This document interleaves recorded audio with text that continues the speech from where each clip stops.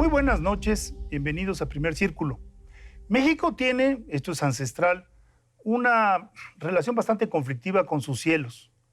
Tenemos cielos que son muy generosos durante el verano, que nos dejan caer una cantidad de agua formidable en ciertas zonas, y después tenemos un estiaje terrible en otras zonas. Son cielos que nos dejan caer riqueza, porque el agua al fin y al cabo es riqueza. Y cada estiaje volvemos al mismo problema, escasez de agua, ahora muy marcado en Monterrey y en otras ciudades, incluida la Ciudad de México. Y volvemos a preguntarnos, bueno, ¿qué se puede hacer? Y normalmente surgen las mismas respuestas. Sin embargo, se hace poco porque el verano se aproxima, las presas se vuelven a llenar, tenemos abastecimiento suficiente y entonces lo guardamos en el cajón el problema. Y el día de hoy queremos hablar de ese problema, en particular de la ciudad de Monterrey, y pintar el escenario de nuestro país. Y es para ello que hemos invitado a un especialista. Y hay que decirlo con toda puntualidad, un especialista que ha estudiado algo que en México casi no se estudia, que es precisamente la cultura del suelo. ¿Para qué sirve el suelo? Me refiero a Jürgen Malknecht. ¿Cómo estás? Jürgen, bienvenido al programa. Gracias, me da mucho gusto estar con ustedes, Federico y Carlos, en esta ocasión, y gracias por la invitación. A ver, Jürgen, muchas gracias por venir, tuvimos un gran debate hace unos 6, 8 años, porque Monterrey ya había resuelto su problema del agua. ¿Cómo lo había resuelto? Iba a traer agua del Tuxpan en un acueducto, iba a evitar que estas crisis como la que hoy está Monterrey se volvieran a vivir. El ducto no se hizo, se plantea una serie de cosas. ¿Dónde estamos? O sea, ¿cuál es la sustentabilidad de una ciudad que además por su vocación industrial requiere mucha agua? Sí, pues antes que nada hay que comentar aquí que Monterrey se encuentra en una zona semiárida con clima extremoso. Entonces aquí la situación es que siempre ha habido, digamos, complicaciones en cuanto a la disponibilidad de agua. Y eso es también para todo el resto del centro y norte del país. Tenemos esa distribución desigual en el país. Al sur tenemos ya mucha agua y en el centro y norte es donde hace falta más agua. Ahora, la ciudad en sí, Monterrey, ha crecido mucho como zona urbana metropolitana y hay también otras condiciones que complican aún más la situación, que son los tratados nacionales e internacionales. Por ejemplo, hay un tratado con Estados Unidos que limita la disponibilidad de agua y hay un tratado también con el estado de Tamaulipas a través de un distrito de riego. Entonces, aquí hay todo... El agua que cae en Nuevo León hay que compartir. Exactamente. Y eso complica mucho la distribución de agua. El actual sistema de agua empezó en los años 50 como un sistema que hoy, pues yo lo llamaría relativamente exitoso, en el sentido que se ha ido construyendo basándose en diferentes fuentes superficiales y subterráneas. Primero se empezó con la construcción de pozos y luego ya en los años 60 empezaron a sumarse presas y hoy día llegamos a un punto donde ya la ciudad está al límite de su capacidad. ¿Cuánto consume metros cúbicos por segundo? Más o menos 15 metros cúbicos por segundo. Es una cuarta parte de la Ciudad de México. ¿Y de esos 15, cuánto vienen de los pozos? ¿Cuánto viene de superficie? Así, en lo general, más o menos la mitad viene de los pozos y la otra mitad de las presas. Hay que decirlo para quienes no son de Monterrey, yo no lo soy, pero me lo han contado, tiene un sistema de aguas que funciona en varios sentidos.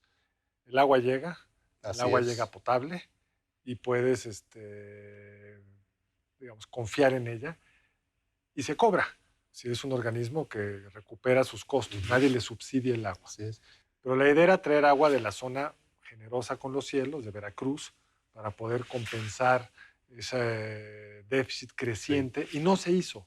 ¿Qué se va a hacer para salir de este? Aquí la situación... ¿Y qué tan grave es, perdón? ¿Y qué tan grave es? Porque en la prensa parecería que están al borde de la sequía como estuvo Ciudad del Cabo en Sudáfrica hace unos años. Sí, mire, en la prensa, de alguna forma, en la nacional, pues generó cierta confusión En algunos hasta decían que en 60 días ya no hay agua en Yo Monterrey. leí esa nota, sí. Es cierto que 2 de las 3 presas ya no tienen agua, pero la presa más grande sí tiene agua para todo el año.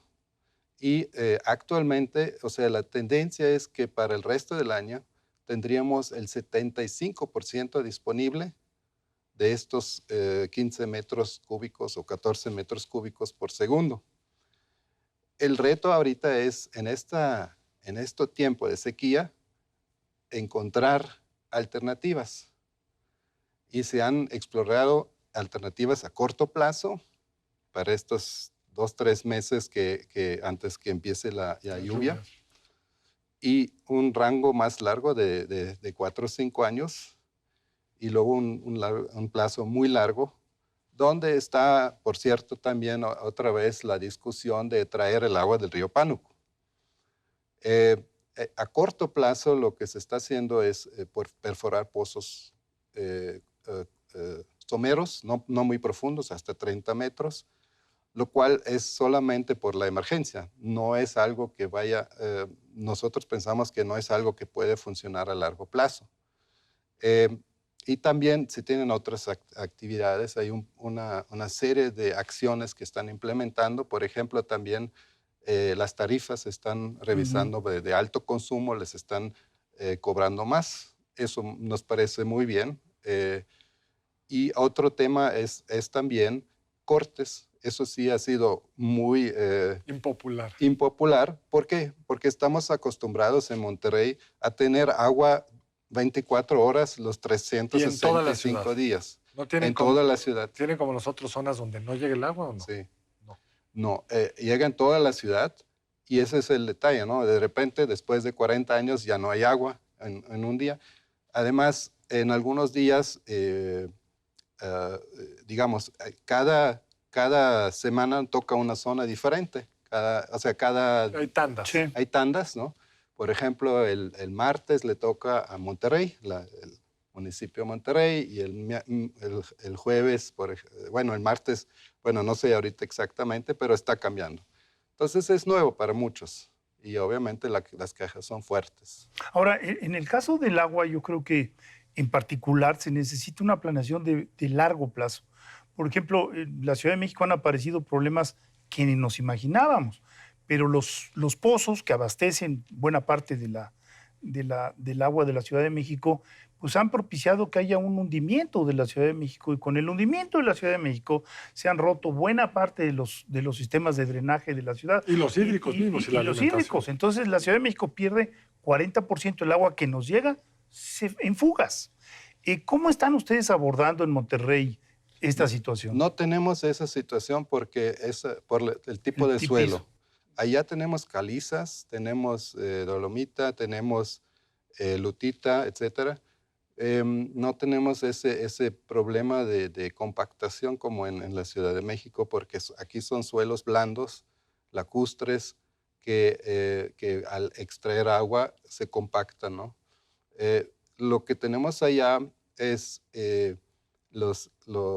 vamos a decir que el agua superficial y subterránea se balancea. Realmente es muy bueno lo que tenemos hasta ahorita. Lo que quizás faltaba pensar un poco desde hace años, hacer una inversión. Sí se hizo una inversión, se hizo la presa de la Libertad, se está haciendo, pero no está terminada. Esa resolvería una parte del problema y terminaría en el 2025. Ahora, lo que decía Federico es muy importante, digamos, la visión más de largo plazo. Y tú te has concentrado también, lo mencionaba Federico al principio, en manejo de los depósitos en el subsuelo, porque qué bueno tenerlos, pero luego están contaminados, luego generan problemas de compactación, luego en algunos casos, como en Guanajuato, en el estado de Guanajuato, llegas a unos depósitos que son realmente arqueológicos, que no se van a volver a llenar nunca. Sí. Digamos, ¿qué es lo que han aprendido ustedes? Cuéntanos un poco esa parte más estructural. Sí, miren, nosotros ya tenemos tiempo estudiando a través del Centro del Agua para América Latina y el Caribe. Tenemos 13 años ya trabajando en temas de aguas, problemas de aguas en ciudades grandes.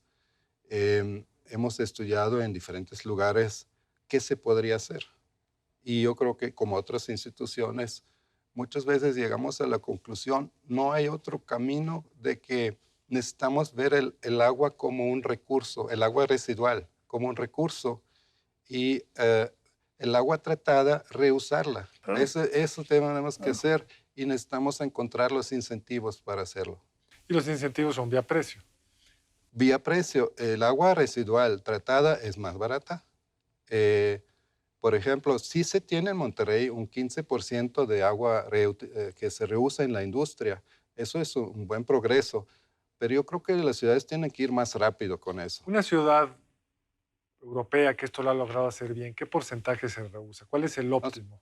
Se puede llegar hasta 50, 60% de Mucho reuso. margen ahí.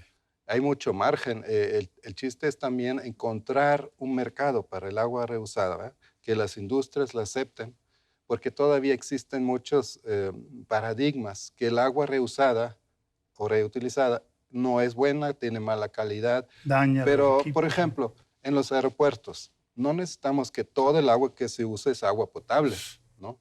O las industrias, para sus procesos de enfriamiento, no se necesita eso, para ahí el agua residual tratada es suficiente.